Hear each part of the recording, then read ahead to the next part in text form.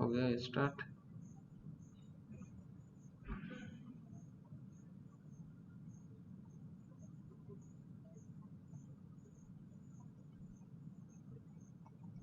Repeat करूंगा बेटा, जहां पर भी दिक्कत होगा वहां पर रिपीट करूंगा। तो गुड मॉर्निंग स्टूडेंट्स ना, we are discussing the metallurgical process in which first step was concentration of ore and next step was reduction of oxide to metal. Now I have asked one question, why the concentrated ore is converted into metal oxide, and you have given brilliant answer, and it was given by Nikhil Begusarai. The process of converting metal oxide into metal is called reduction. और इसमें हम लोग क्या करते हैं, reduction कराते हैं, लेकिन ये तो हम बाद में पढ़ाएंगे। इससे पहले हमको वो पढ़ाना है पहले वाला पॉइंट।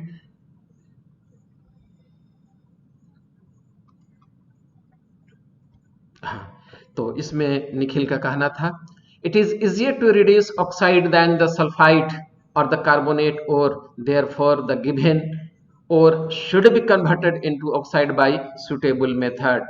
ठीक है, और इसमें हम लोग दो प्रोसेस पढ़े थे, पहला था आपका रोस्टिंग, दूसरा था calcination. The heating of concentrated ore in the presence of sufficient or excess amount of air to convert the sulfide ore into metallic oxide is known as roasting.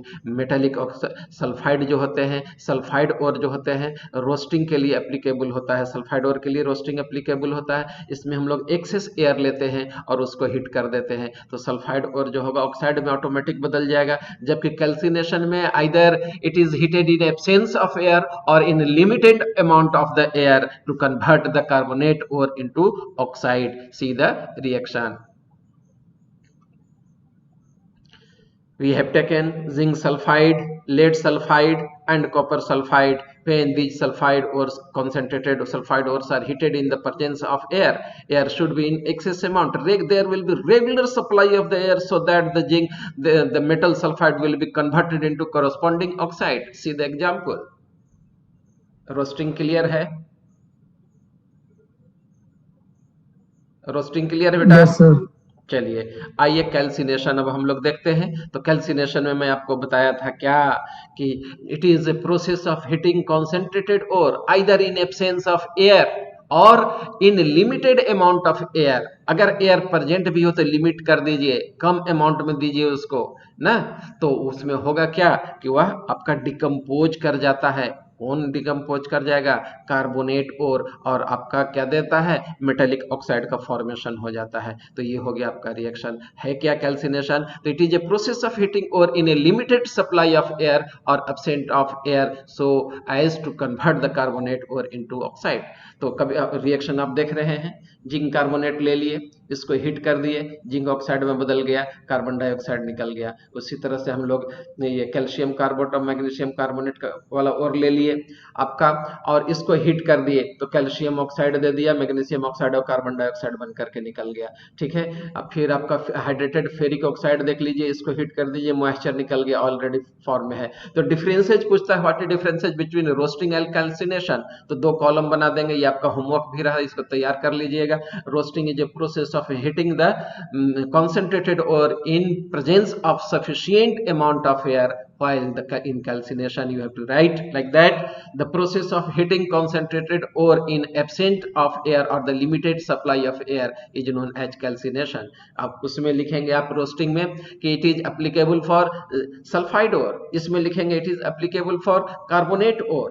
तो ये आपको तैयार करना है खुद, ये आपका होमवर्क रहा। अब आइए नेक्स्ट स्टेप है reduction of oxide to metal. अब हम लोग जैसे पहला स्टेप था कॉन्सेंट्रेशन ऑफ ओर, उसमें हम लोग क्या कहे थे, जो अर्दी मटेरियल थे, अनवांटेड मटेरियल ओर में मिले हुए होते हैं, अर्थ क्रस्ट से निकालने के बाद उसको हम लोग अलग कर देते हैं, हटा देते हैं, सेपरेट कर देते हैं, उस प्रोसेस को कॉन्सेंट्रेशन कहे थे। दूसरा स्टेप था formation of metallic oxide. Why there is need of formation of metallic oxide? Because its reduction is very easy then that of the sulphide or the other form of the ore, therefore we need formation of metallic oxide which can be easily reduced to metal। now देखिए कैसे यह metal में reduce होता है, वो देखिए आप। तो जनरली हम लोग मेटेलिक ऑक्साइड को मेटल में बदलने के लिए सुटेबल रिड्यूसिंग एजेंट लेते हैं, ठीक है। The common reducing agents used are carbon monoxide, any other metal like aluminium or magnesium. तो मेटेलिक ऑक्साइड हम लोग को बन गया। मेटेलिक ऑक्साइड से हम लोग मेटेलिक ऑक्साइड का फॉर्मेशन दो मेथड से किए, रोस्टिंग से किए और कैल्सिनेशन से किए। रोस्टिंग में एयर की प्रेजेंस होती है, sufficient amount of regular supply of air होते रहता है। कैल्सिनेशन में either absence of air or in limited amount of air में होता है। तो मेटेलिक ऑक्साइड बन गया। और मेटेलिक ऑक्साइड से मेटल में बदलना है, क्योंकि हम लोग मेटल का एक्सट्रैक्शन करा रहे हैं, तो उसमें हम लोग सुटेबल रिड्यूसिंग एजेंट लेते हैं। कार्बन हो सकता है, कार्बन का फॉर्म हो सकता है, जैसे चारकोल हो सकता है, कोक हो सकता है, कार्बन मोनोऑक्साइड हो सकता है। कार्बन मोनोऑक्साइड को डायरेक्टली नहीं लेते, it is prepared in situ, मतलब during the extraction of metal यानी स्मेल्टिंग के दरमियान ही इसमें यूज हो जाता है, कार्बन मोनोऑक्साइड का फॉर्मेशन हो जाता है, which is a strong reducing agent which will reduce the metallic oxide into metal, और वह मेटल में बदल देता है। दूसरे रिड्यूसिंग एजेंट जो होते हैं एल्युमिनियम हो सकते हैं, मैग्नीशियम हो सकते हैं। तो आइए अब हम लोग देखते हैं वन बाय वन करके कि आपको कौन कौन सा मेटेलिक ऑक्साइड, ये कौन कौन सा हम लोग रिड्यूसिंग एजेंट यूज करेंगे, किसके लिए, reduction of metal oxide to metal के लिए।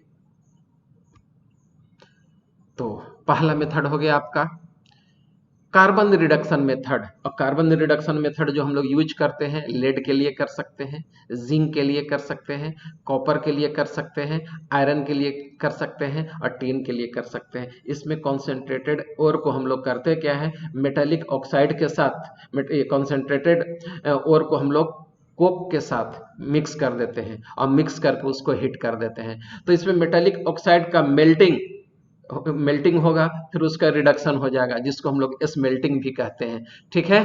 तो इसमें हम लोग जैसे ले लिए कौन सा, लेड ऑक्साइड, उसको कार्बन के साथ हिट कर दिए, कोक के साथ हिट कर दिए, चारकोल के साथ हिट कर दिए, तो कार्बन मोनोऑक्साइड बन करके निकल जाएगा कि खुद एक रिड्यूसिंग एजेंट भी हो, फर्दर आपका रिमेनिंग लेड ऑक्साइड को भी रिड्यूस कर सकता है, इसलिए बेस्ट है कार्बन वाला भी आपका, ठीक है।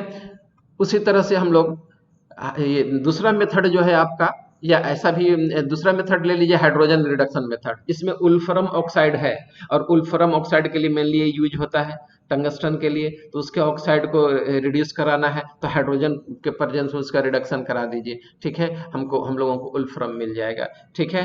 नेक्स्ट आपका जो मेथड है वो कार्बन मोनोऑक्साइड मेथड है। तो कार्बन मोनोऑक्साइड के बारे में मैं आपको क्या बताया कि ऐसा नहीं कि बाहर से हम लोग कार्बन मोनोऑक्साइड प्रिपेयर कर लिए और ले गए मेटलर्जिकल प्रोसेस में और ले जाके वहां रिडक्शन करा रहे, नहीं, इसके जगह पर भी हम लोग चारकोल ही लेते हैं, कोक ही लेते हैं और उसको मिक्स कर देते हैं आपको किसके साथ, कॉन्सेंट्रेटेड ओर के साथ। अब उसको हिट करते हैं, ठीक है। तो हिट करने से कार्बन जो होगा कार्बन मोनोऑक्साइड में बदलता है, और carbon monoxide is a good reducing agent, it will reduce carbon monoxide, ये carbon monoxide will reduce the metallic oxide into metal. For example reduction of hematite ore into iron, देख लीजिए।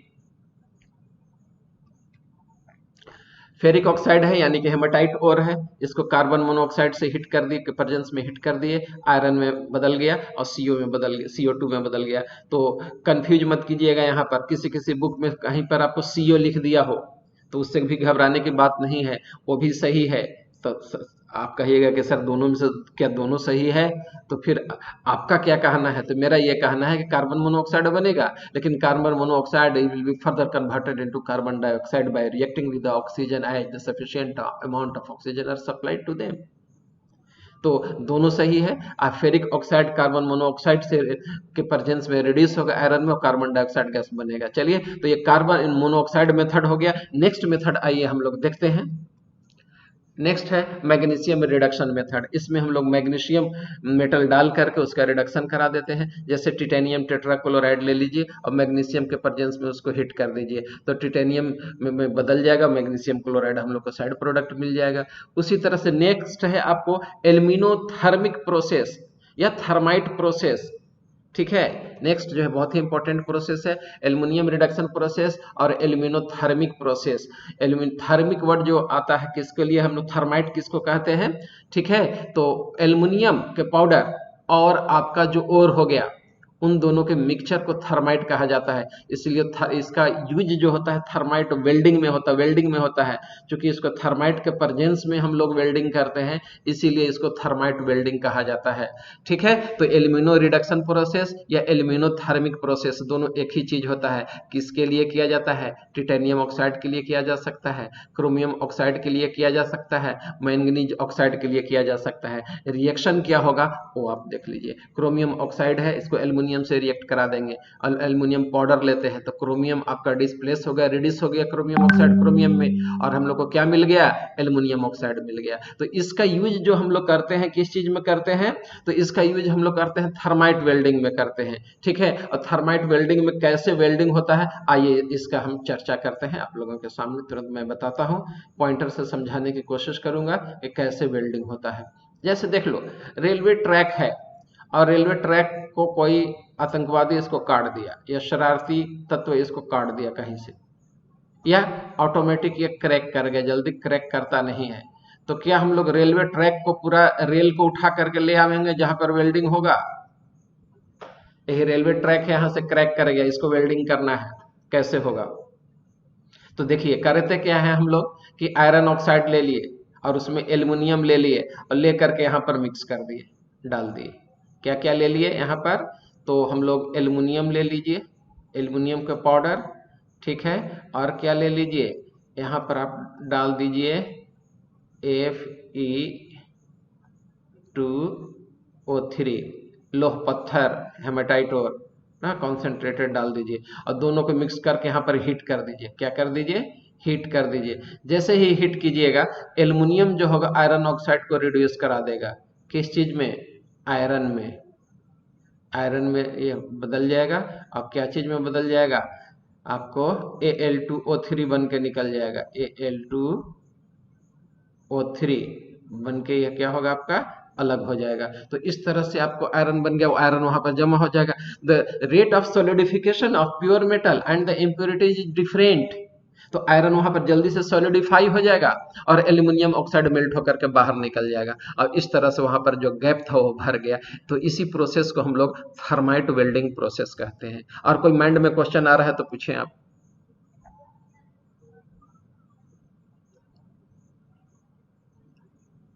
Hello, इसी reaction को thermite reaction भी कहते हैं sir?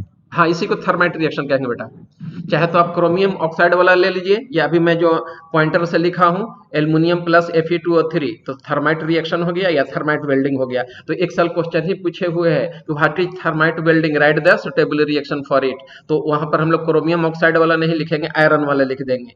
तो welding iron से कर रहे हैं, रेलवे ट्रैक का करना है तो आयरन से कर देंगे। वो भी लिख देंगे क्रोमियम वाला तो भी गलत नहीं होगा, उसमें भी कुछ न कुछ नंबर आपको मिलेगा ही, लेकिन ज्यादा बेहतर होगा आयरन ऑक्साइड से करके हम लोग उसका वेल्डिंग दिखला देंगे। तो इसी को हम लोग थर्माइट वेल्डिंग भी कहते हैं। चलिए ठीक है, यह थर्माइट रिएक्शन है, उसमें ये होने वाला रिएक्शन थर्माइट रिएक्शन कहला जाएगा। अब है आपका, हाँ, जो मैं बताया कि it is used in thermite welding, aluminium and chromium oxide are together known as thermite. और दोनों को एक साथ हम लोग थर्माइट कह देते हैं। तो ऐसा माइंड में मत फिक्स कर लीजिए कि वहां क्रोमियम ऑक्साइड रहेगा तभी थर्माइट होगा। हम यहाँ पर हम एल्युमिनियम के साथ आयरन ऑक्साइड ले लिए ना, हेमाटाइट और ले लिए, तो हेमाटाइट और एल्युमिनियम ये दोनों का मिक्सचर जो होगा ये क्या कहला जाएगा आपका? थर्माइट वेल्डिंग कहला जाएगा, ये थर्माइट कहला जाएगा। ठीक है, चलिए तब मैं नेक्स्ट पे आ रहा हूं आपका। नेक्स्ट है ऑटो रिडक्शन। थर्माइट, हाँ बेटा, हाँ बोलिए। थर्माइट वेल्डिंग, हाँ हाँ,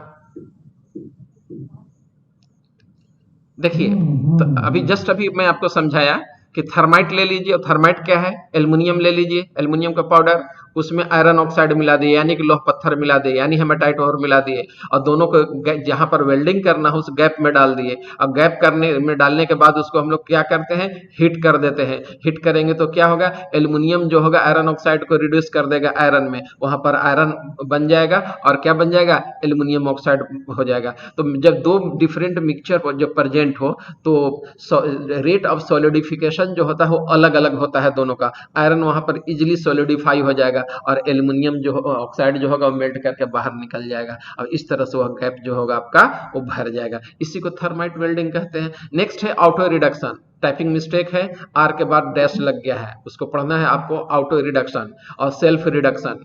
ऑटो रिडक्शन और सेल्फ रिडक्शन एक ही चीज है। ये किस तरह के मेटल के लिए यूज होता है? तो जो इलेक्ट्रोकेमिकल सीरीज में मेटल आपका जो लेस रिएक्टिव है उन सब मेटलों के लिए यह यूज होता है। कौन कौन? कॉपर हो गया, Hg हो गया, लेड हो गया ना, Sb एस्टिबियम हो गया, ठीक है। इन सबों के लिए हम लोग यूज करते हैं कौन सा? Auto reduction. ये ऑटो रिडक्शन को ही हम लोग सेल्फ रिडक्शन कहते हैं। ये होता क्या है कि जब हम लोग करते क्या है कि कोई ना कोई एक ऐसा प्रोडक्ट मिल जाएगा, एक ऐसा ऑक्साइड का फॉर्मेशन हो जाएगा। In this case there is no use of reducing agent from external sources. That means कि we are not going to take any external reducing agent for the reduction of such type of substances. When such type of substances are heated in the presence of the oxygen, their metallic oxide will be formed, and this is metallic oxide which will behave just like a catalyst, and it will react with the remaining sulfide ore and it will be reduced to corresponding metal. तो ऐसे substance को हम लोग auto reduction कहते हैं या self reduction कहते हैं। एग्जाम्पल देखिए, जैसे हम लोग कॉपर सल्फाइड ले लिए और कॉपर सल्फाइड को रोस्टिंग करा दिए। तो जब कॉपर सल्फाइड को रोस्टिंग कराइएगा आप ऑक्सीजन के प्रेजेंस में, तो कॉपर ऑक्साइड मिल जाएगा, कार्बन का उधर निकल जाएगा, कार्बन डाइऑक्साइड बन करके उधर निकल जाएगा। तो ये जो आपका कॉपर ऑक्साइड जो बन गया, ये copper oxide remaining copper sulphide को रिड्यूस करना स्टार्ट कर देगा, कॉपर में रिड्यूस कर देगा और फिर से कॉपर ऑक्साइड एक नया जनरेट हो जाएगा। मतलब नया हम लोग रिड्यूसिंग एजेंट की ऐसे रिडक्शन में जरूरत नहीं पड़ती है। No any reducing agent are used but formed oxide reduce the remaining metal sulphide. Formed oxide जो होगा और रिमेनिंग मेटेलिक सल्फाइड को क्या कर देता है? ये रिड्यूस कर देता है। रिएक्शन देखिए, जो रिएक्शन में बोला कि कॉपर सल्फाइड का रोस्टिंग करा दीजिए ऑक्सीजन के प्रेजेंस में, कॉपर ऑक्साइड मिल गया, सल्फर डाइऑक्साइड रिलीज हो गया, ठीक है। तब यहाँ पर आपका क्या हो गया? आपका हाँ, यही copper oxide remaining copper sulphide से कंबाइन कर लेगा और कंबाइन करने के बाद कॉपर में बदल देगा और फिर से यहाँ पर आपको क्या निकल गया? सल्फर डाइऑक्साइड निकल गया, ठीक है। यही आपका ये रिएक्शन है और ये रिएक्शन इंपॉर्टेंट है क्योंकि एक जगह कॉपर का मेटलर्जी पढ़िएगा तो कॉपर का मेटलर्जी में इसका यूज होता है, ठीक है। तो ये एक एग्जाम्पल होगा किसका? ऑटो रिडक्शन का, या इसी को सेल्फ रिडक्शन प्रोसेस हम लोग कहते हैं, ठीक है। अब आइए रिडक्शन ऑफ एल्यूमिना। तो हम लोग कल लीचिंग पढ़े थे और लीचिंग में क्या देखे थे कि the ore required ore which we have to concentrate is dissolved in a suitable solvent such that it is soluble but the impurities are insoluble which are filtered out. In this case we take suitable solvent, for example leaching or concentration of bauxite ore to get alumina. What is alumina? Al2O3, ठीक है। अब उसको हम लोग करते क्या है bauxite ore के? It is dissolved in hot and concentrated caustic soda. तो उसमें सोडियम मेटा ये मिला था, क्या कहा जाता है? मेटा एल्यूमिनेट मिला था, ठीक है, ये मिला था हम लोगों को। तो उसमें फाइनल स्टेप जो था हम लोग को एल्यूमिना मिला था। तो एल्यूमिना से अगर एल्यूमिनियम में रिडक्शन कराना हो तो देखिए क्या क्या कर सकते हैं। एल्यूमिना ले लिए और उसको हीट कर दिए। ऐसा तो है कि ऑक्सीजन है, उसको हीट करेंगे, मेल्ट करेगा, मेल्ट करने के बाद वह एल्यूमिनियम ऑक्सीजन में बदल देगा, ठीक है। फिर भी हम लोग ऐसा नहीं करते हैं, क्यों? कौन बताएगा? एल्यूमिनियम ऑक्साइड ले लिए, that is alumina, and it is heated at 2977 Celsius. इसका बॉइलिंग पॉइंट होता है, मेल्टिंग पॉइंट थोड़ा कम होता है, 2072 सेल्सियस के आसपास होता है एल्यूमिना का बॉइलिंग ये मेल्टिंग पॉइंट। तो मेल्ट तो कर देगा, एल्यूमिनियम में ऑक्सीजन निकल गया। तो फिर भी ऐसा हम लोग नहीं करते हैं, क्यों? इतना लोग टेम्परेचर कैसे फिल करेंगे? तो करना कॉस्ट हो जाएगा। हाँ, कॉस्ट बहुत ज्यादा पड़ जाएगा, बिल्कुल सही। और दूसरा एक रीजन और है बेटा, एल्यूमिनियम का जो आपका बॉइलिंग पॉइंट है वो 2400 सेल्सियस के आसपास है, 2470 डिग्री सेल्सियस में है। और उस टेम्परेचर हीट दे रहे हैं हम लोग 2977 डिग्री सेल्सियस, ठीक है, किसको, एल्यूमिना को बॉयल कराने के लिए, और हम लोग को उससे पहले ही क्या हो जाएगा, एल्युमिनियम इवेपोरेट करने लगेगा, तो वेपर के फॉर्म में आएगा, तो कलेक्शन का प्रॉब्लम हो जाएगा, नहीं करा पाएंगे। इसीलिए it is not a suitable process to reduce the alumina into aluminium by direct heating. अब देखिए, अब उसको ऐसा तो हम कर सकते थे कि चारकोल के प्रेजेंस में हीट कर दें, चारकोल यानी कोक, क्योंकि रिड्यूसिंग एजेंट है, पढ़ चुके हैं कि कार्बन जो होता है मेटेलिक ऑक्साइड को रिड्यूस कर देता है मेटल में, तो ये भी तो एल्युमिनियम ऑक्साइड है, कार्बन के साथ हीट कर दिए तो एल्युमिनियम और कार्बन डाइऑक्साइड में मिल गया, लेकिन ऐसा नहीं करते हैं, क्यों, कौन बताएंगे?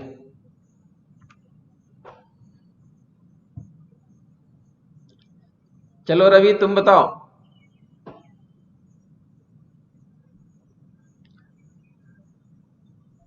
Ravi, yes sir. चलिए बताइए इसको, क्यों नहीं आखिर हम लोग एल्युमिनियम ऑक्साइड को कार्बन से हीट करके एल्युमिनियम में बदल दिए?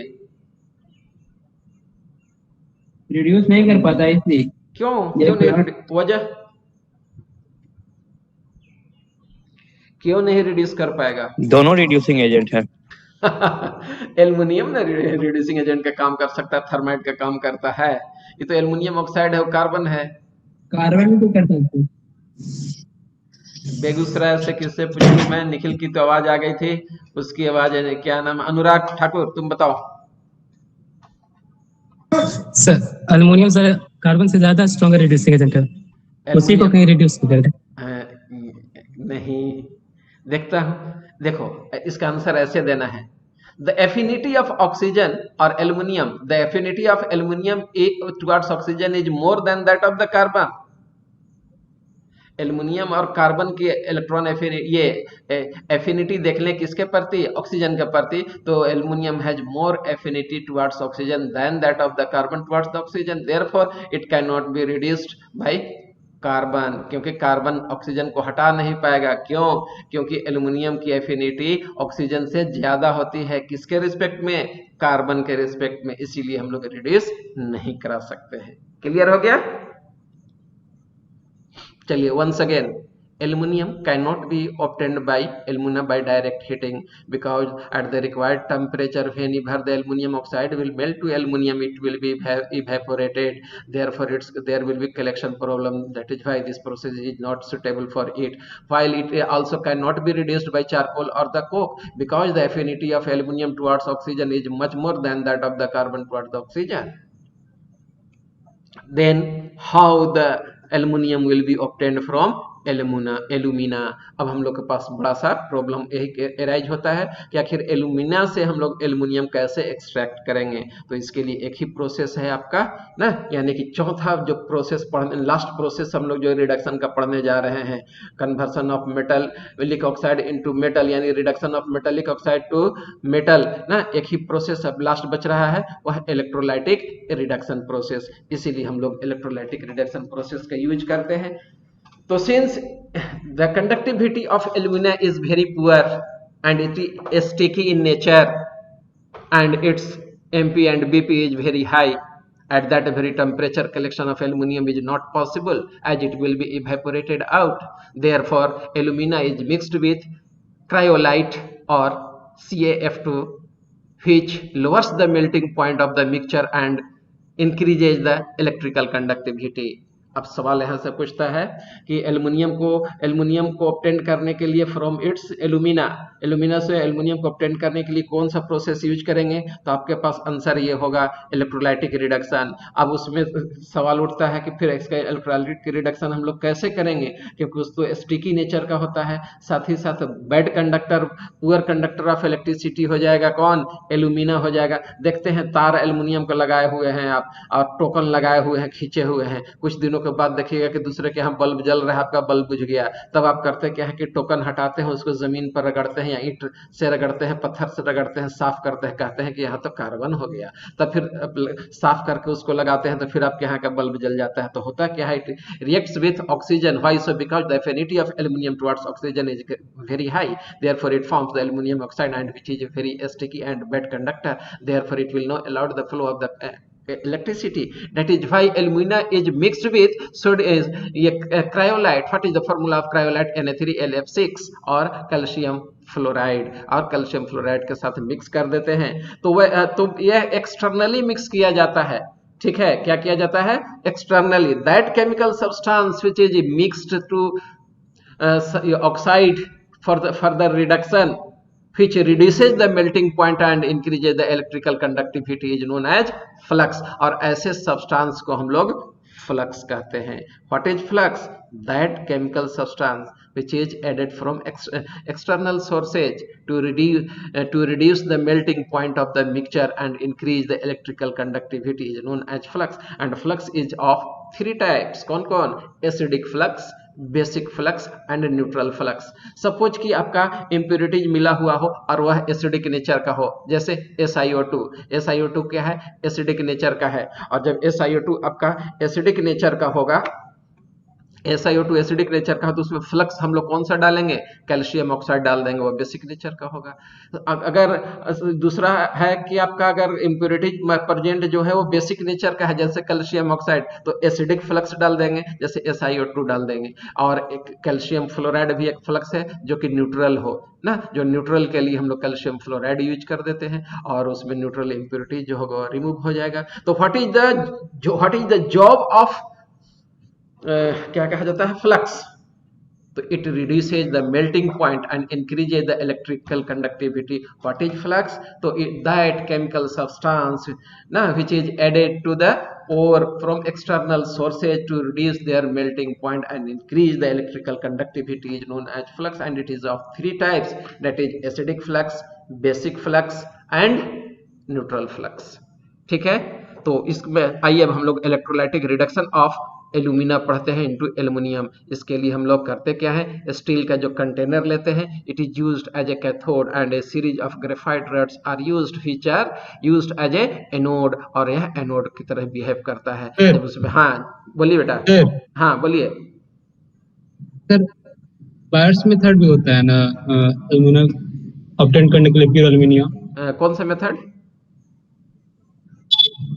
Sir? Buyers method sir, buyers process. इसी को हॉल प्रोसेस भी कहा जाता है, आगे आ रहा हूं। और उसका कोई दूसरा मेथड नहीं है। जब भी ये रिडक्शन होगा तो इलेक्ट्रोलाइटिक रिडक्शन होगा एल्यूमिना के एल्यूमिनियम में। क्यों? डायरेक्ट आप हिट कर नहीं सकते। क्यों नहीं कर सकते? It collection will be very difficult. इसको कार्बन से हम लोग रिड्यूस करा ही नहीं सकते। क्यों नहीं करा सकते? Because the affinity of aluminium towards oxygen is much more than that of the carbon. करा नहीं सकते। मैग्नीशियम से करा ही नहीं सकते हैं। ठीक है। तब फिर सवाल उठता है कि हम लोग किस चीज से इसको कराएं। तब नेक्स्ट एक ही प्रोसेस आपके पास बचता है, वह इलेक्ट्रोलाइटिक रिडक्शन प्रोसेस है। और उस प्रोसेस को हम लोग हेराल्ट प्रोसेस भी कहते हैं। ठीक है। तो इसमें हम लोग आगे आते हैं। अब यहाँ पर देख लीजिए, तब जैसे ही इसको एल्यूमिना में जब आप क्रायोलाइट या कैल्शियम फ्लोराइड मिक्स कर देते हैं, मेल्टिंग पॉइंट लोअर हो जाता है। कितना के आसपास हो जाता है? आई थिंक 500 डिग्री सेल्सियस के आसपास आ जाता है। तो ये टेम्परेचर कहाँ से आता है? इलेक्ट्रिसिटी से ऑटोमेटिक जनरेट हो जाता है। आपको अलग से हीट करने की उसको जरूरत ही नहीं पड़ती है। इसी प्रोसेस को हम लोग हेराल्ट प्रोसेस भी कहते हैं। आइए इसका फोटो देखिए कैसे होता है। हाँ, रिएक्शन जो वहां पर होगा यही होता है ओवरऑल रिएक्शन। एल्यूमिना है, कार्बन से रिएक्ट करेगा, एल्युमिनियम में बदल जाएगा, कार्बन डाइऑक्साइड निकलेगा। तो ये डायरेक्ट प्रोसेस नहीं होता है, इसका स्टेप बाय स्टेप रिएक्शन होता है। कैसे होता है आइए हम लोग देखते हैं। ठीक है। तो सबसे पहले तो आप देख लीजिए इसको।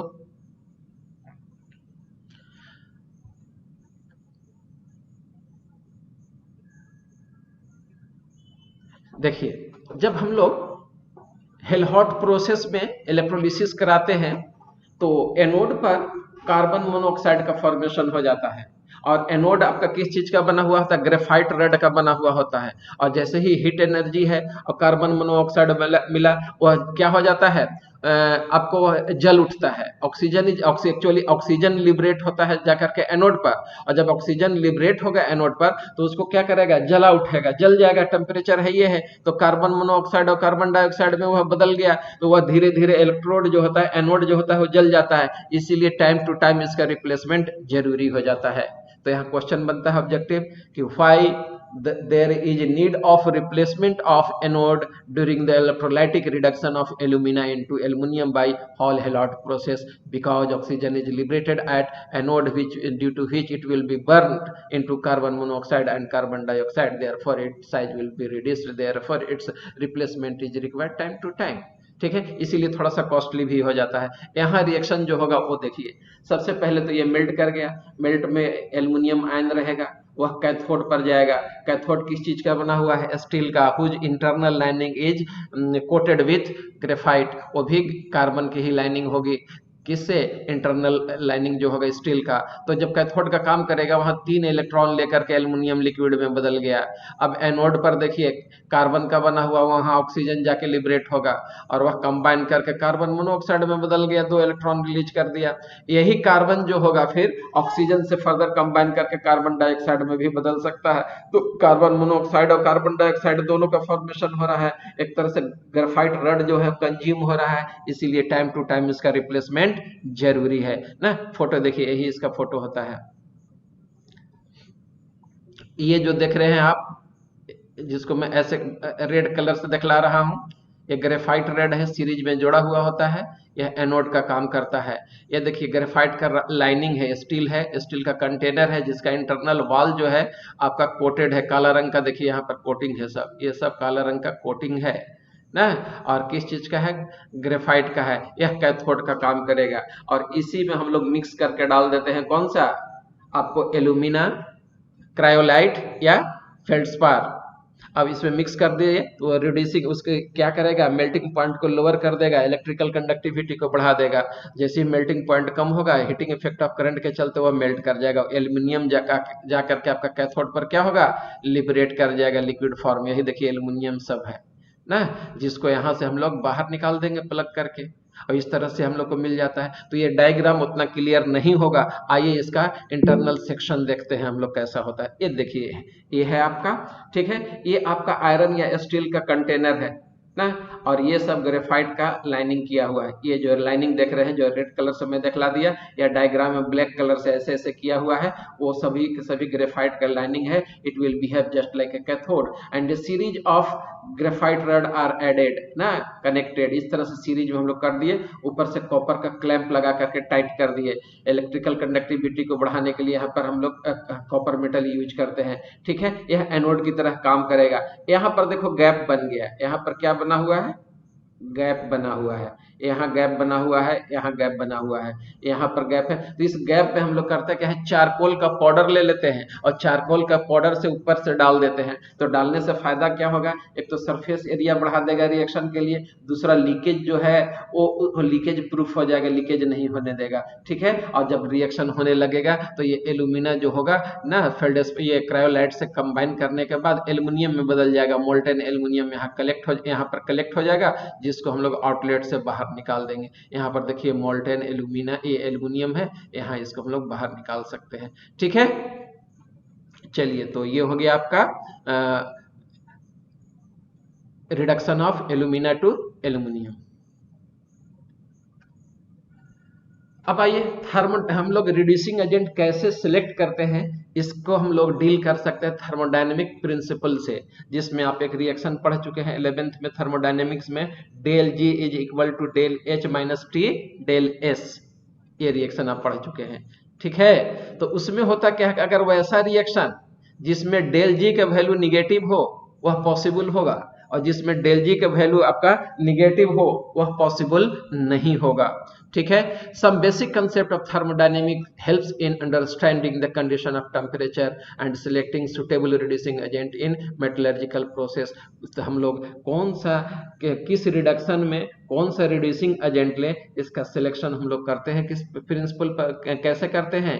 तो by the principle of thermodynamics. वह प्रिंसिपल के लिए इक्वेशन हम लोगों के पास एक ही है, del G not is equal to del H minus T del S ना, जहां पर डेल जी आपका क्या था? गिब्स फ्री एनर्जी चेंज ना एट ए गिवन टेम्परेचर, ठीक है।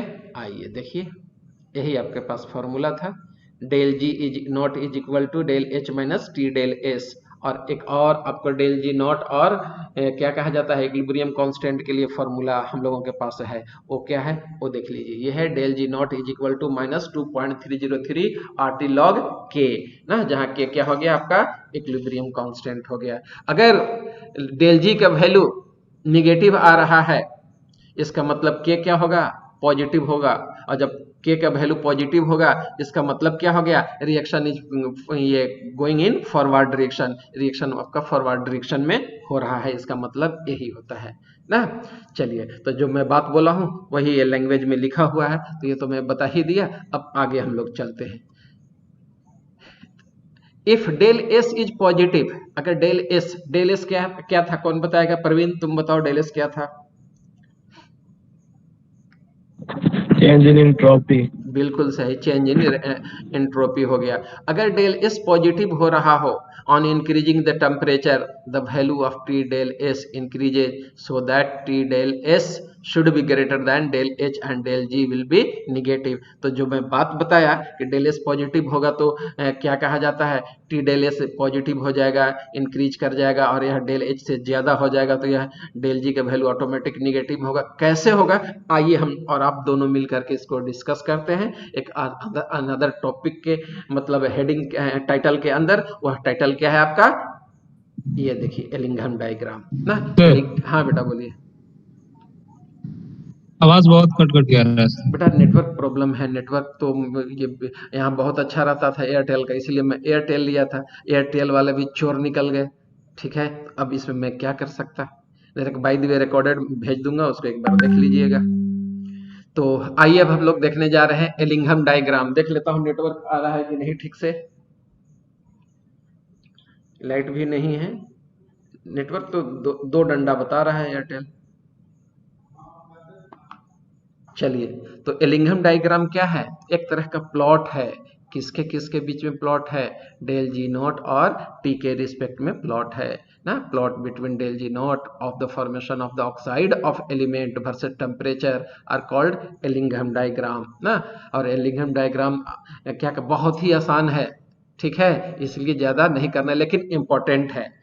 यह आसान है लेकिन इंपॉर्टेंट है, लेकिन इतना भी आसान नहीं है कि मतलब एक नज़र देख लिए वो आपको समझ में आ जाए, इसलिए उसको हम कई स्टेप में तोड़ दिए हैं। बायोलॉजी वाले एक लड़के एक वर्ड यूज करते हैं डिसेक्शन ना, तो बायोलॉजी के कोई स्टूडेंट है तो डिसेक्शन और ऑपरेशन का मतलब समझाए हमको।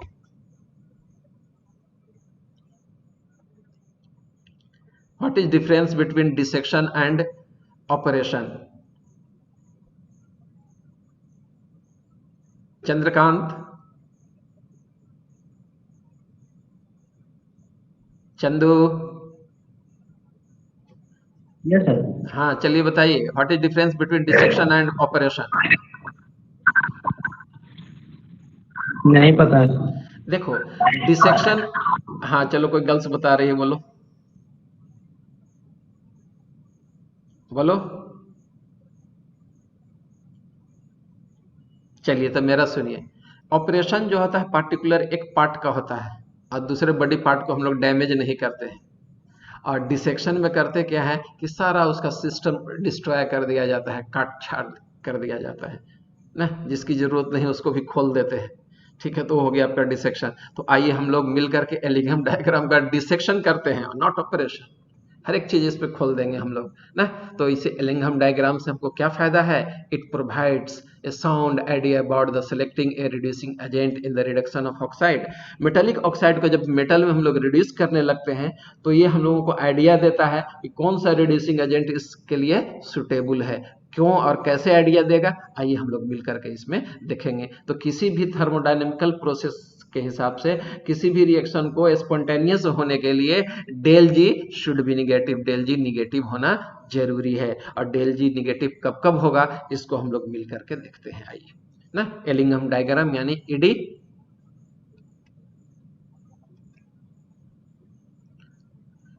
इस डायग्राम का यूज कहाँ है? तो used in pyrometallurgy using principle of thermodynamics. ठीक है, इसको हम लोग पायरोमेटलर्जी में यूज करते हैं। ठीक है, एक्चुअली मेटलर्जी को भी हम लोग 3 कैटेगरी में क्लासिफाई कर देते हैं, पायरोमेटलर्जी, इलेक्ट्रोलाइटिक मेटलर्जी। ठीक है, तो ये हाइड्रोमेटलर्जी, ये 3 कैटेगरी है भैया, हाइड्रोमेटलर्जी, पायरोमेटलर्जी और इलेक्ट्रोमेटलर्जी, 3 कैटेगरी हो गया। तो एलिंघम डायग्राम का जो मेनली यूज है हम लोग इसको पायरोमेटलर्जी में करते हैं। पायरोमेटलर्जी है क्या, वो सुनिए। पायरस मतलब होता है हीट, मतलब किसी का स्मेल्टिंग करा रहे हो, हीट के प्रेजेंस में रिडक्शन करा रहे हो, तो उसको हम लोग पायरोमेटलर्जी कहते हैं। तो एलिंघम डायग्राम का मेटलर्जी के किस पोर्शन में, किस टाइप में हो रहा है, तो पायरोमेटलर्जी में हो रहा है। मेटलर्जी 3 तरह का, पायरोमेटलर्जी, हाइड्रोमेटलर्जी और इलेक्ट्रोमेटलर्जी, ठीक है। तो ये हो गया अलग अलग, हम फिर से उसको चर्चा करेंगे कि पायरोमेटलर्जी क्या है, हाइड्रोमेटलर्जी क्या है, इलेक्ट्रोमेटलर्जी क्या है। तो पायरोमेटलर्जी के बारे में मैं बताया कि पायरस मतलब होता है हीट, अगर हीट के प्रेजेंस में मेटलर्जिकल ऑपरेशन हो रहा हो तो उसको हम लोग पायरोमेटलर्जी कहेंगे, ठीक है। आइए अब हम लोग देखते हैं नेक्स्ट ना यानी कि एलिंघम डायग्राम किसके किसके बीच में ये प्लॉट है, तो del G not versus T, जहां टी क्या है, केल्विन में टेम्परेचर है, ठीक है। डेल जी क्या है, free energy change for the formation of metallic oxide. Del G not क्या है, फ्री एनर्जी चेंज है, किसके लिए है, for the formation of metallic oxide. और मेटेलिक ऑक्साइड का फॉर्मेशन कहाँ कहाँ से होगा, तो सल्फाइड से हो सकता है, हाइलाइड से हो सकता है, ठीक है। आइए, तो कभी कभी पूछता है आपका यूनिट पूछता है, तो यूनिट पर तो आगे चलकर हम चर्चा करेंगे। आगे क्या यहीं पर चर्चा कर देते हैं। डेल जी का यूनिट बताइए, किन से पूछ लूं, परवीन से।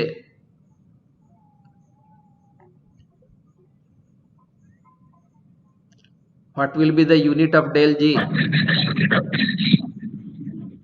जूल। ठीक है, इसके टर्म में बोलिए, एलिंघम डायग्राम के टर्म में वो फॉर्मूला जो आपका आया था, कौन सा फॉर्मूला आया था, del G is equal to del H minus T del S ना। तो किलो जूल पर मोल ऑफ ऑक्सीजन ना, ये पूरा बोलना पड़ जाएगा, किलो जूल पर मोल ऑफ ऑक्सीजन। एक मोल ऑक्सीजन के लिए जो आपका किलो जूल में एनर्जी आ रहा है वही तो डेल जी का यूनिट हो गया। जूल तो सिंपल सा बोल दिए, ठीक है, चल जाएगा, एनर्जी के जो यूनिट था वो बोले हैं ना। पूरा बताइएगा, किलो जूल पर मोल ऑफ ऑक्सीजन। क्यों, क्योंकि जो प्लॉट किया गया है किसके किसके बीच में, डेल जी और टी, जहां डेल जी जो है फ्री एनर्जी चेंज है किसके लिए, for the formation of metallic oxide के लिए, ठीक है। तो कितना ऑक्सीजन पर मोल यूज हो रहा है उसमें, वही आपका डेल जी का यूनिट कहला गया, ठीक है।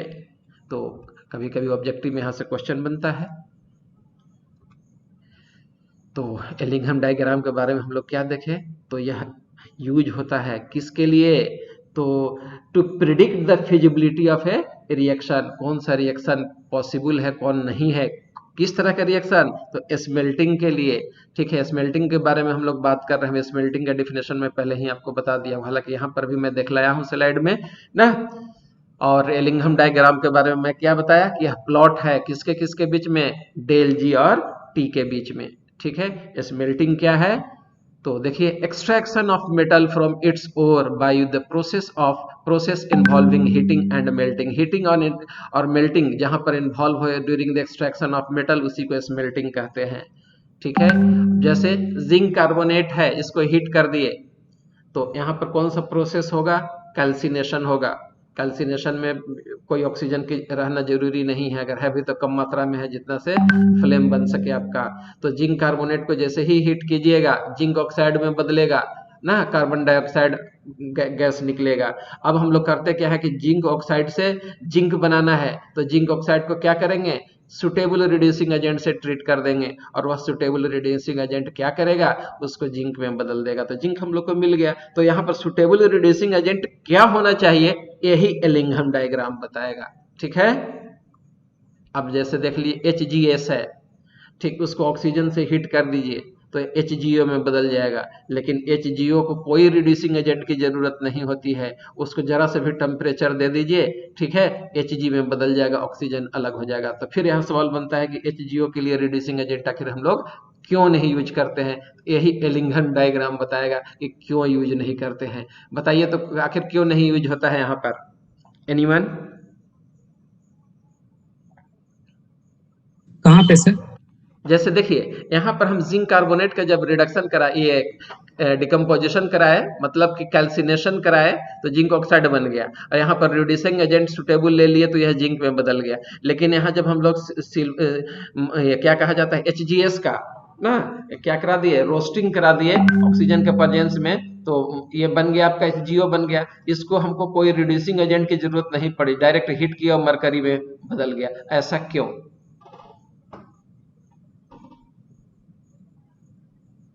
एफिनिटी वाला रीजन होगा सर?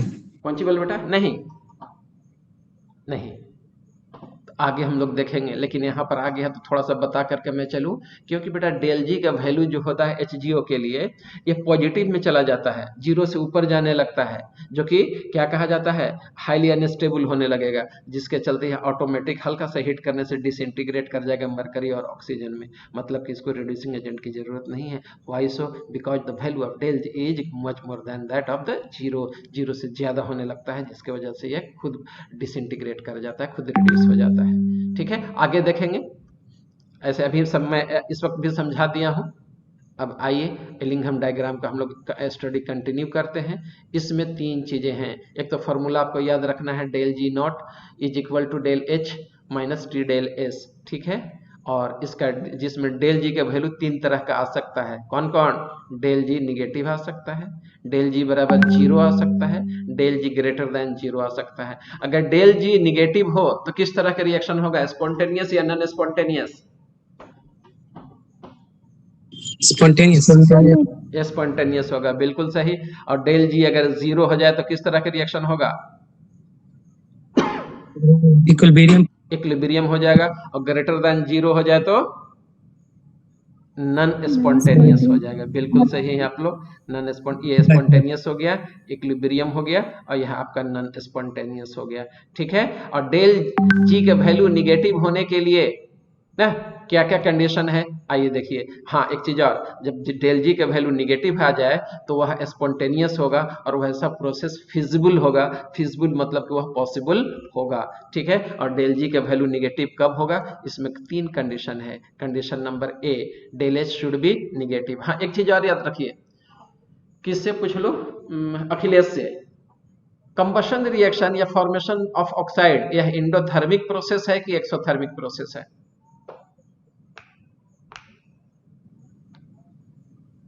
Exothermic process. बिल्कुल सही, कंबशन हमेशा एक्सोथर्मिक प्रोसेस होता है, एनर्जी रिलीज होता है, एक्सोथर्मिक होता है, तो डेल एच उसका निगेटिव होता है। याद रखिएगा, बहुत रेयर केस में ऐसा होगा कि जो पॉजिटिव आएगा, वो मतलब कि एग्जाम्पल भी खोजने से जल्दी नहीं मिलेगा। तो डेल एच हमेशा क्या होता है आपका? निगेटिव होगा। किसके लिए? For the formation of metallic oxide. ठीक है, और यह मेटेलिक ऑक्साइड पर ही तो बेस्ड है सारा का सारा एलिंघम डायग्राम का फॉर्मेशन। और आप ही आंसर दिए थे कि मेटेलिक ऑक्साइड के फॉर्मेट में ही उसको लाते हैं हम लोग। क्यों? क्योंकि उसका रिडक्शन मेटल में आसान होता है। तो देखिए बेटा, इसके लिए डेल जी का वैल्यू निगेटिव हो, उसके लिए पहला कंडीशन है कि डेल एच क्या होना चाहिए? निगेटिव होना चाहिए। और जब डेल एच ये वैल्यू आपका निगेटिव हो जाए और टी डेल एस क्या है? पॉजिटिव में आ जाए, जो टी डेल एस आपका इसका वैल्यू बोल रहा हूँ, ये पॉजिटिव में आ जाए, ये निगेटिव में आ जाए, तो टोटल डेल एच निगेटिव नहीं, डेल जी निगेटिव नहीं हो जाएगा?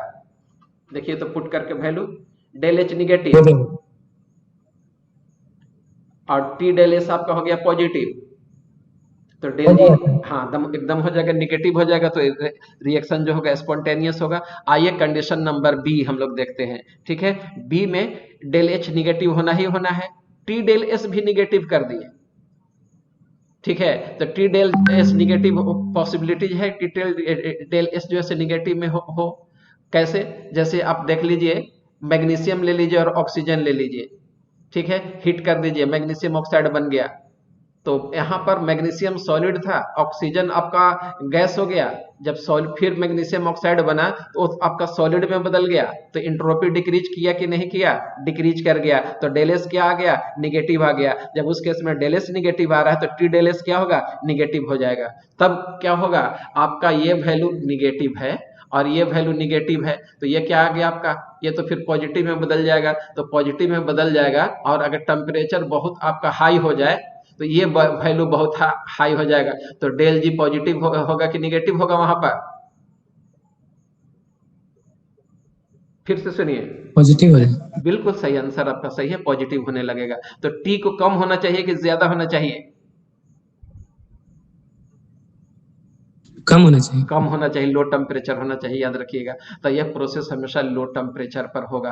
क्यों? क्योंकि यह यहाँ पर डेल एस जो था हम लोग का क्या था, निगेटिव निगेटिव में चला गया था। तो निगेटिव निगेटिव ये पूरा वैल्यू आपका क्या हो जाएगा, आपका निगेटिव है, तो ये पॉजिटिव में बदल जाएगा। और ये आपका है, तो मतलब कि हर हाल में यहाँ पर क्या होना चाहिए निगेटिव होने के लिए, डेल एच का वैल्यू ज्यादा होना चाहिए। Del H should be greater than T del S. ठीक है, जब हो जाएगा तो निगेटिव में से ये माइनस होने लगेगा, तब क्या होगा, डेल जी का वैल्यू निगेटिव होगा। तो ये कंडीशन कभी कभी ऑब्जेक्टिव में पूछता है कि डेल जी निगेटिव के लिए इनमें से कौन कंडीशन सही है, तो ये भी सही होगा, ये भी सही होगा, जहां del S should be greater than T del S. और यह कब होगा, एट लो टेम्परेचर, यह लो टेम्परेचर पर ही पॉसिबल है।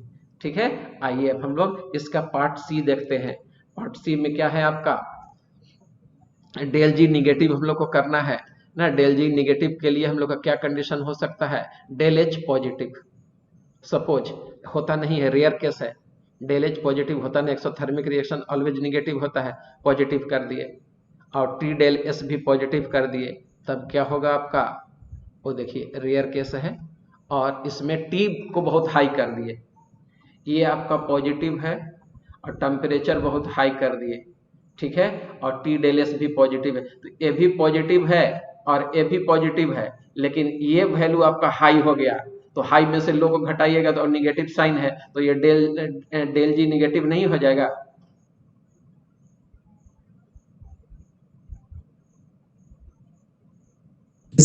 हो जाएगा पक्का, हो जाएगा, इक्वेशन के साथ देखिए आप।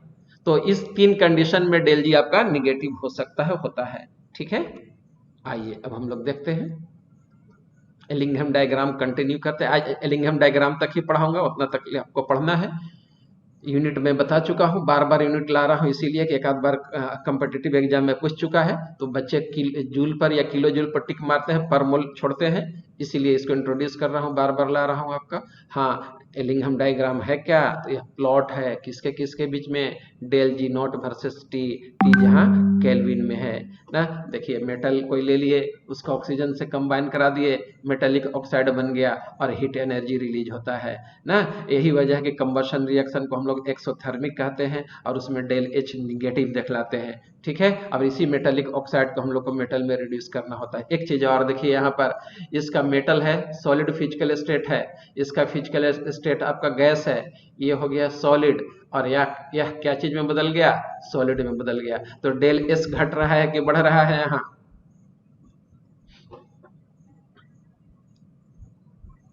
घट रहा है, तो डेल एस निगेटिव हो जाएगा यहाँ। ठीक है, जनरली हाई एमपी, हाँ, मेटेलिक ऑक्साइड जो बनते हैं उनका मेल्टिंग पॉइंट हाई होता है, पहले डिस्कस कर चुका हूं मैं एल्यूमिना के केस में। तो देखो यहाँ पर डेल एस क्या हो गया आपका, निगेटिव हो गया। ठीक है, और डेल एच क्या होगा, निगेटिव होगा आपका। ठीक है, तो del G is equal to del H minus T del S. तो अगर वैल्यू आपका ये निगेटिव हो जाए, ठीक है, तो टी डेल एस निगेटिव होगा, और ये भी आपका निगेटिव है, तो डेल जी क्या होगा आपका, ऑटोमेटिक निगेटिव होगा। हाँ, डेल एच जो होता है हर एक ऑक्साइड के लिए फिक्स होता है डेल एच। ठीक है, तो इसको y बराबर एम एक्स प्लस सी के फॉर्मेट में इसको हम लोग ला सकते हैं। वो देखिए कैसे, यही ना था आपका, डेल जी वाई एक्सिस पर ले लें, y के जगह पर, डेल एच आपका c हो गया, t हो गया x, और डेल s क्या हो गया, m हो गया ना। अब इस पे हम लोग ग्राफ प्लॉट कर सकते हैं। डेल जी को हम लोग ले लिए किस एक्सिस पर, y एक्सिस पर, और t को किस एक्सिस पर ले लें, x एक्सिस पर ले लें। दोनों एक्सिस में ड्रा करता हूं, देखिए आपके सामने ड्रा हो गया। ठीक है, अब इसका प्लॉट देख लीजिए, पॉजिटिव के साथ है, पॉजिटिव वैल्यू है। ठीक है, तो ये इतना आ जाएगा आपको, स्लोप भी पॉजिटिव हो जाएगा। कहाँ से ये हम बीच में पॉजिटिव कहाँ से लाए, तो वहां पर जो रिएक्शन में लिखा था, metal plus O2 gives M2O या M2OX ये बना था, जहां पर M2OX जो था वो आपका सॉलिड था। ठीक है, तब वहां पर आपका आंसर था कि सर डेल एस तो यहाँ निगेटिव होगा, तो वो निगेटिव होगा तो यहाँ पर ऑटोमेटिक आपका पॉजिटिव हो गया। तो उसका ग्राफ नेचर जो होगा ऐसा आएगा।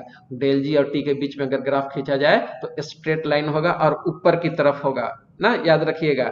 एलिंघम डायग्राम की तरफ हम लोग एनसीईआरटी के डायग्राम की तरफ धीरे धीरे बढ़ रहे हैं, स्टेप बाय स्टेप बढ़ रहे हैं। ठीक है, आइए कार्बन ले लिए और ऑक्सीजन से कंबाइन करा दिए, कार्बन मोनोऑक्साइड में बदल गया, हीट एनर्जी रिलीज हो गई। यहां पर डेलेस घट रहा है, पॉजिटिव होगा कि निगेटिव? अजीत तुम बताओ, तुमसे बहुत दिन से क्वेश्चन नहीं पूछा हूं, यहां पर डेलेस पॉजिटिव होगा कि निगेटिव होगा?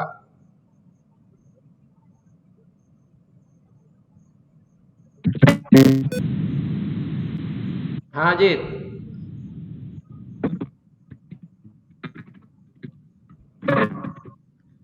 तुम्हारी आवाज रुक रुक के आ रही है। चलो नेक्स्ट जी, जिसका माइक सही है, हाँ बोलिए।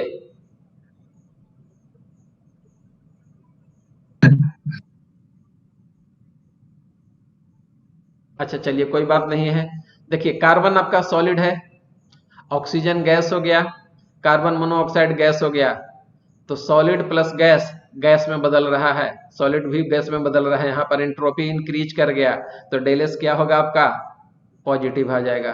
ठीक है, और जब डेलेस पॉजिटिव होगा, मैंने देखिए डेलेस निगेटिव था तो क्या था, किस तरह का ग्राफ का नेचर आया? डेलेस आपका अगर पॉजिटिव हो गया तो क्या होगा वो देखिए, del G is equal to del H minus T del S. ठीक है, यही ना है। अब ये वैल्यू इसमें पुट करके देखिए, y की जगह पर आपका डेल जी है और c के जगह पर आपका डेल एच हो गया, x एक्सिस पर t ले लीजिए तो हम लोग का m जो होगा, इंटरसेप्ट ये जो होगा डेल s के बराबर, स्लोप जो होगा आपका कौन सा हो जाएगा? डेल s हो जाएगा, लेकिन निगेटिव साइन के साथ है। ठीक है, तो दोनों एक्सिस पर ग्राफ आप प्लॉट कीजिए। लीजिए मैं एक्सिस ड्रा करता हूं, खिंचा गया, ग्राफ का नेचर ऐसा होगा। तो जहां पर देखो कोई सॉलिड से गैस की तरफ बढ़ रहा हो तो ग्राफ निगेटिव, उसका स्लोप जो होता है निगेटिव होगा, और जब वह निगेटिव स्लोप होगा तो देखो इस तरफ से ग्राफ होगा, डाउनवर्ड होगा, मतलब कि ऊपर से नीचे की तरफ जाएगा। ग्राफ का नेचर याद रखना। तो एलिंघम डायग्राम अगर तुमको एनसीईआरटी खोल करके बैठे हो, देखो मेटेलिक ऑक्साइड जहां पर बन रहा है उसका ग्राफ चूंकि स्लोप पॉजिटिव आया था, निगेटिव आया था, तो ऊपर की तरफ हम लोग दिखलाए थे। ठीक है, यहाँ पर आपका डेल एस क्या आ रहा है? आपके सामने है, पॉजिटिव आ रहा है। तो जब पॉजिटिव आ रहा है तो ग्राफ यहाँ पर निगेटिव साइन के साथ है। ठीक है, इसलिए ग्राफ का नेचर ऐसा होगा, नीचे हो गया। तो जहां पर कार्बन मोनोऑक्साइड बन रहा हो या कार्बन डाइऑक्साइड बन रहा हो, वहां पर ग्राफ ऊपर से नीचे की तरफ आ रहा है, स्लोपिंग डाउन है। और जहां पर आपका मेटल का ऑक्साइड बन रहा हो, सॉलिड फॉर्म बन रहा हो, ग्राफ हमेशा ऊपर की तरफ जाएगा। दोनों ग्राफ में प्लॉट करके दिखा दिया। एलिंघम डायग्राम की तरफ स्टेप बाय स्टेप बढ़ रहे हैं। ठीक है, यहाँ आपका स्लोप निगेटिव था तो ऐसा हो गया, और स्लोप पॉजिटिव था तो उसमें क्या, यहाँ से ग्राफ खींचे थे, देखो उसमें ग्राफ जो पहले वाला आपका जो ग्राफ था उसमें हम ग्राफ ऐसे प्लॉट किए थे ना, ऐसे गया था, ऊपर की तरफ गया था, और इसमें स्लोप निगेटिव है, यहाँ निगेटिव साइन आ चुका है, तो देखो ग्राफ तुम्हारे सामने है, ऐसा है। तो जब कहीं पर भी एलिंघम डायग्राम में गैसियस स्टेट का गैसियस ऑक्साइड का फॉर्मेशन हो रहा हो तो स्लोपिंग डाउन होगा। अब मेटेलिक ऑक्साइड यानी सॉलिड ऑक्साइड बन रहा हो तो ग्राफ ऊपर की तरफ होगा। क्यों होगा वो जान रहे हो, y बराबर mx प्लस c से लिया हूं। रोल ऑफ टेम्परेचर, अब हम लोग देखने जा रहे हैं कि इसमें टेम्परेचर का क्या रोल है। अब मेटल ले लिए, ऑक्सीजन से कंबाइन करा दिए, मेटेलिक ऑक्साइड में यह बदल गया, हीट एनर्जी रिलीज हो गया। आइए हम लोग टेम्परेचर से रिलेटेड चीज इंफॉर्मेशन लेते हैं। यहाँ पर मेटल आपका सॉलिड स्टेट में है, ऑक्सीजन आपका गैस है, मेटेलिक ऑक्साइड फिर यहाँ पर आपका सॉलिड बन गया, तो डेल एस क्या हो रहा है आपका? निगेटिव में जाएगा। डेल एच क्या होगा आपका? निगेटिव में जाएगा। तो del G is equal to del H minus T del S, इसमें वैल्यू पुट करके देखिए, वैल्यू पुट कीजिएगा तो देखिए ये आएगा, del G is equal to del H plus T del S, ये आ गया। ठीक है, और हम लोग को डेल जी को निगेटिव बनाना है, डेल जी को क्या करना है? निगेटिव बनाना है। तो क्या करना होगा? डेल जी को हमको निगेटिव बनाना है। एक चीज और, डेल एच जो होता है जनरली निगेटिव होता है, तो वहां पर निगेटिव साइन में लिया नहीं हूं, अलग से देख रहा हूं कि यह निगेटिव है। और हम लोग के पास क्या है? टी डेल एस का टोटल वैल्यू क्या हो गया है? पॉजिटिव हो गया है, वहां पर पॉजिटिव साइन के साथ है आपका। तो देखिए ये पॉजिटिव है आपका। तो इस इक्वेशन में देखिए ये निगेटिव हमको लाना है, ये वैल्यू आपका निगेटिव में है और टी डेल एस है। अगर टेम्परेचर आप बढ़ाते चले जाइए, और ये मैं बता चुका हूं कि डेल एच का वैल्यू जो होता है वो फिक्स होता है। डेल एच का वैल्यू क्या होता है आपका? फिक्स होता है। तो डेल एच आपका निगेटिव है, वैल्यू हर एक ऑक्साइड फॉर्मेशन के लिए फिक्स है। टी डेल एस आपको यहाँ पर है, तो टी डेल एस है, टेम्परेचर बढ़ा रहे हैं। जब ये वैल्यू बढ़ना स्टार्ट हो जाएगा, ठीक है, बहुत ज्यादा बढ़ जाएगा, तो डेल एच का मीनिंग रखेगा निगेटिव वैल्यू? नहीं रखेगा, पॉजिटिव वैल्यू आने लगेगा डेल जी का। इसलिए टेम्परेचर बढ़ाने से क्या होगा? डेल जी वैल्यू लेस निगेटिव होगा, और जब लेस निगेटिव होगा तो वह नॉन स्पॉन्टेनियस की तरफ बढ़ने लगेगा, पॉसिबिलिटीज घटने लगेगा आपका। ठीक है, तो जो मैं लैंग्वेज दिया वही यहाँ पर है आपको। तो ऐसे रिएक्शन क्या होंगे? लेस फिजिबल होंगे, फिजिबिलिटी ऑफ द रिएक्शन क्या होगा? डिक्रीज करने लगेगा। और ऐसे रिएक्शन को हिट कर दीजिए, कोई रिड्यूसिंग एजेंट की जरूरत पड़ेगी क्या? नहीं, तो रिड्यूस कर जाएगा। ठीक है, वही दिखलाना चाह रहा हूँ। अब छोड़ दीजिए सर। नहीं, ये एलिंघम डायग्राम कम से कम पढ़ लो, आधा छूट जाएगा, फिर हमको फिर शुरू से लगना पड़ जाएगा। एलिंघम डायग्राम बस 2 मिनट और लगेगा, हार्डली 2 मिनट। ठीक है, घड़ी का टाइम देख करके 2 मिनट। हाँ, तो मैं क्या बता रहा था? मेटालिक ऑक्साइड जो बनेगा ऑटोमेटिक डिसोसिएट करने लगेगा। तो देखो तुम्हारा पर वहां पर एक क्वेश्चन आया था कि HGS था, ऑक्सीजन के प्रेजेंस में हिट कर दिए, क्या बन गया? HGO प्लस SO2 निकल गया। HGO को हल्का से हिट किए, क्या हो जाएगा? Hg में निकल गया ऑक्सीजन। क्यों होता है? क्योंकि वहां डेल जी का वैल्यू आपका निगेटिव में घटने लगता है, मतलब जीरो की तरफ जाने लगेगा। जीरो से जैसे ही ऊपर चला जाएगा वो तो पॉजिटिव में चला गया, हल्का सा टेम्परेचर दोगे वो डिसइंटीग्रेट कर जाएगा। इसीलिए during the reduction of zinc oxide there is no need of the reducing agent. यहाँ पर एक्सप्लेन हो गया तुम्हारा ना, but it requires more temperature hence more cost. हाँ, एक चीज और, अगर कोई फिजिबल कम है और उसका डेल जी पॉजिटिव की तरफ जा रहा है, जीरो से ऊपर जा रहा है, तो टेम्परेचर भी तो उतने हाई देना होगा। और हाई टेम्परेचर देने लगेगा, मेटलर्जिकल कर रहे हैं, मेटल निकाल रहे हैं, तो मेटल कोई खरीदेगा? नहीं खरीदेगा, कॉस्ट बढ़ जाएगा। इसीलिए हम लोग क्या करते हैं? ऐसे सुटेबल रिड्यूसिंग एजेंट लेते हैं जिसमें क्या हो? कम से कम टेम्परेचर हो, ठीक है, और कम कॉस्ट लगे, और रिड्यूसिंग एजेंट्स के प्रेजेंस में मेटेलिक ऑक्साइड को मेटल में रिड्यूस करा देते हैं। तो रिड्यूसिंग एजेंट की जरूरत क्यों पड़ी? यहीं से तुम्हारा कंसेप्ट आ गया। ठीक है,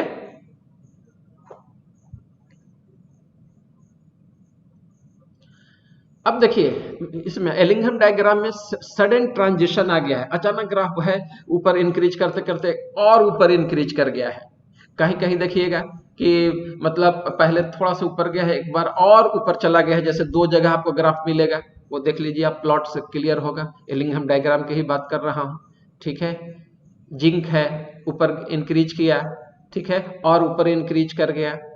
ठीक है, उसी तरह से एल्युमिनियम देखिए ऐसा हो रहा था, लेकिन जरा मैग्नीशियम को देखिए, मैग्नीशियम नीचे था ना, और ऊपर फिर चला गया। ऐसा क्यों होता है?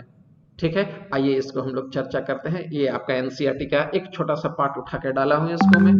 ठीक है, हाँ, जिस टेम्परेचर पर ये लाइन को क्रॉस कर जा रहा है उसको क्रॉस ओवर टेम्परेचर कहते हैं। और ये टेम्परेचर, जिस टेम्परेचर पर इसका चेंज हो रहा है, ठीक है, क्या सडन चेंज हो रहा है ग्राफ में, ठीक है, इस टेम्परेचर को हम लोग ट्रांजिशन टेम्परेचर कहते हैं। इस टेम्परेचर को ट्रांजिशन टेम्परेचर और इसको क्रॉस ओवर टेम्परेचर कहते हैं। ऐसा क्यों होता है? आइए हम लोग इसका स्टडी करते हैं। जैसे जिंक है, जिंक आपका सॉलिड है, यह ऑक्सीजन गैस से कंबाइन करके यह सॉलिड में बदल गया। ठीक है, तो होता क्या है कि जिंक को सबसे पहले आप मेल्ट कराइएगा। जिंक को ऑक्साइड में कंबाइन कराने के लिए, जिंक ऑक्साइड बनाने के लिए क्या होगा? सबसे पहले ये मेल्ट होगा। तो उसके लिए क्या करेंगे आप? हाई टेम्परेचर देंगे। हाई टेम्परेचर पर ये जिंक आपका मेल्ट कर गया, मेल्ट करके किस स्टेट में आ गया? लिक्विड स्टेट में आ गया। और लिक्विड से फिर क्या हो गया? ये गैस तो है ही, कंबाइन करके ये सॉलिड में बदल गया। तो सॉलिड का आपका डेल एस क्या हो जाएगा? फिर घट गया, यानी कि लिक्विड और गैस मिला करके सॉलिड में बदल रहे हैं, यानी कि del S is more negative. पहले के रिस्पेक्ट में यह और ज्यादा निगेटिव हो गया। Del S. तो देखिए यही है आपका डेल इक्वेशन, डेल जी हो गया is equal to del H minus T del S, जहां टी आपका बहुत हाई हो गया। जब टेम्परेचर बहुत हाई हो जाएगा तो वह मेल्ट होकर के लिक्विड में बदल गया, ट्रांजिशन स्टेज आ गया, उसके एक फॉर्म से दूसरे फॉर्म में चेंज हो रहा है, तब डेल एस जो है से आपका ज्यादा निगेटिव। जब ये ज्यादा निगेटिव हो गया तो ये पूरा पोर्शन क्या हो जाएगा, मोर पॉजिटिव हो जाएगा। क्यों पॉजिटिव हो जाएगा, टी आपका बढ़ रहा है और डेल एस निगेटिव में ज्यादा आ गया तो ये ज्यादा पॉजिटिव में आ गया। जब ये वैल्यू आपका ज्यादा पॉजिटिव आने लगे, ये बढ़ने लगे, तो डेल एच क्या होगा आपका लेस निगेटिव होने लगेगा। ठीक है, इसीलिए ग्राफ जो था पहले क्या कहा जाता है, नीचे से ऊपर की तरफ डेल जी आपका बढ़ रहा था, और जैसे ही और टेम्परेचर हम लोग बढ़ा दिए, चूंकि लिक्विड में बदले, लिक्विड से तब उसको गैस के साथ कंबाइन करके डेल एस मोर निगेटिव हम लोग बनाए, तो उसमें क्या हो रहा है आपका, अचानक डेल जी का वैल्यू आपका निगेटिव में घट रहा है, यानी कि पॉजिटिव में बढ़ रहा है। तो इसीलिए अचानक ट्रांजिशन स्टेज आ गया, आपको ग्राफ ऊपर की तरफ चला गया। ठीक है, उसी तरह से एल्युमिनियम के केस में होता है। ठीक है, एक चीज यहाँ पर आपको याद रखना है, देखो प्रीवियस ग्राफ में मैं चल रहा हूँ। अब छोड़ दीजिए सर, अच्छा चलिए ठीक है, बस आज की खाना खाना है सर, हिंदी का लिंक आ जाएगा। अच्छा चलिए ठीक है, तो कल फिर यहाँ से आगे की तरफ बढ़ूंगा। ठीक है, आपका भला हो, आपका दिन शुभ हो, ईश्वर आपका भला करे।